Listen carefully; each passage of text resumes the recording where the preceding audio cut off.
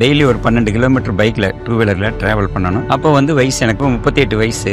Left ஷோல்டரில் வந்து pain ஆச்சு. அது ஒரு நாள் இருந்தது. 2வது நாள் பார்த்தா திருப்பி ரைட் ஷோல்டருக்கு வந்தது. இப்படி ஒவ்வொன்றா ஜாயிண்ட் பூரா கம்ப்ளீட்டாக போகிறது. பூரா ஜாயிண்ட்லேயுமே பெயினாக இருக்க ஆரம்பிச்சிருச்சு. பெயின் வந்த உடனே நாங்கள் நார்மலாக ரெகுலராக பார்க்குற டாக்டர் வந்து ஆர்த்தோகிட்ட அனுப்பிச்சி விட்டாரு. அவர் பார்த்தீங்கன்னா ரொம்ப ஒரு இதை வந்து ரொம்ப சிவியராக சொன்னார் எனக்கு. இதுக்கு இடையில வந்து மாமா பொண்ணுடைய பொண்ணு பேத்தி என்கிட்ட வந்து சொன்னாங்கன்னா, இந்த மாதிரி ஒரு கிளாஸ் இருக்குது, நீங்கள் போய் பாருங்கள், உங்களுக்கு ஏதாவது ஒரு ரிலீஃப் கிடைக்கிறதுக்கு வாய்ப்பு இருக்குது.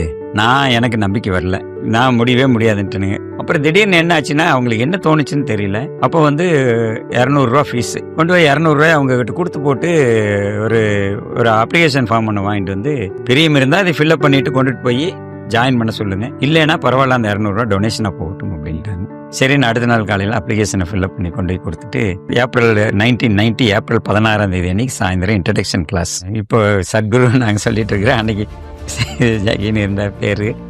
அவர் வந்து கிளாஸில் முன்னாடி நிற்கிறாரு. அவர் தான் டீச்சர்னு சொல்கிறாங்க. சாதாரணமாக பார்த்தா என்னை விட வயசு 4 வயசு சின்ன பையன். இவர் என்ன பண்ண போகிறாருன்னு ஒரு சந்தேகம். அந்த மாதிரி இருக்கிற நேரத்தில் சொல்லும்போதே என்ன சொன்னாங்கன்னா, வந்து நீங்கள் இது கட்டுப்பாடெல்லாம் கிடையாது, நீங்கள் உட்கார்றது எப்படி வேணாலும் உங்களுக்கு எப்படி சௌரியமோ அந்த மாதிரி ஒரு பொசிஷனில் உட்காந்துக்கலாம். சரி பரவாயில்ல, நம்ம இதை கொஞ்சம் கலந்து பார்க்கலாமே அப்படின்ட்டு இன்ட்ரடக்ஷன் முடிஞ்சு அடுத்த நாள் கிளாஸ் ஆரம்பமாகுதுங்க. கிளாஸ் ஆரம்பித்து ஸ்டேஜ் பை ஸ்டேஜாக வர்றாரு. 3வது நாள் 4வது நாள் வரும்போது என்ன ஆயிடுச்சுன்னா, அந்த ரெஸ்பான்சிபிலிட்டி இது வந்துருச்சு. அப்போ இது என்ன நம்மளை பண்ணுது பார்க்கலாமே, கொஞ்சம் அந்த மனசுக்குள்ளே அன்றைக்கி நைட்டு எல்லாம் திங்ஸ் ஓடுறக்க ஆரம்பிச்சது. அடுத்த நாள் காலையில் எழுந்திரிச்சு டேப்லெட்ஸை சாப்பிடல, கிளாஸில் போய் உட்காந்துட்டு இருந்தேன். ஆனால் அன்றைக்கி வந்து அந்த உடம்புல பெரிய ஒன்றும் தொந்தரவு இல்லை, பரவாயில்ல, ஒன்றும் பெருசாக பாதிப்பு இல்லை. அப்போ வந்து ஏதோ இதில் நமக்கு ஒரு இது இருக்குது அப்படிங்கிறது கொஞ்சம் மனசுக்குள்ளே வந்ததுனால, அப்போ சரி பார்க்கலாம், இன்னொரு டேப்லெட்டை நிறுத்தி பார்ப்போமே, என்ன தான் பண்ணுதுன்னு பார்க்கலான்ட்டு 10வது நாள் காலையில் மறுபடியும் அடுத்த 2வது டேப்லெட்டை நிறுத்திட்டேன். கிளாஸ் 13 நாள் கிளாஸ் முடிஞ்சுதுங்க. கிளாஸ் முடிஞ்சதுக்கப்புறம் என்னுடைய பேர் படித்து சத்குருவை பார்த்துட்டு போயிருங்க அப்படிங்கிற மாதிரி தகவல் சொன்னாங்க. அப்புறம் நான் போய் உட்காந்தேன். அவர் சேர் போட்டு உட்காந்துருந்தார். பக்கத்தில் சேரில் உட்கார சொன்னார். என்னப்பா பண்ணுது, என்னவோ அப்ளிகேஷனில் என்னவோ எழுதியிருந்தீங்களே, என்ன தொந்தரவு பண்ணுது அப்படின்னு கேட்டார். கிட்டத்தட்ட 2-3 மாதமாக டெய்லி ஒரு 2 டேப்லெட் சாப்பிட்டுட்டு இருந்தேன். 5வது நாள் காலையில் ஒன்றை நிறுத்தினேன், ஒன்றும் பெரிய மாற்றம் வரல. 10வது நாள் காலையில் 2ஐயும் நிறுத்திட்டேன்.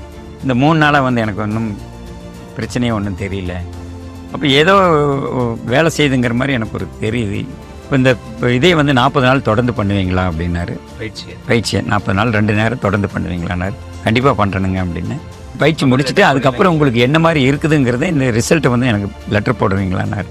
கண்டிப்பாக போடணுங்கன்னு சொல்லிட்டு 40 நாள் தொடர்ந்து பண்ணிட்டுனுங்க. டேப்லெட்ஸே எனக்கு தேவையில்லை.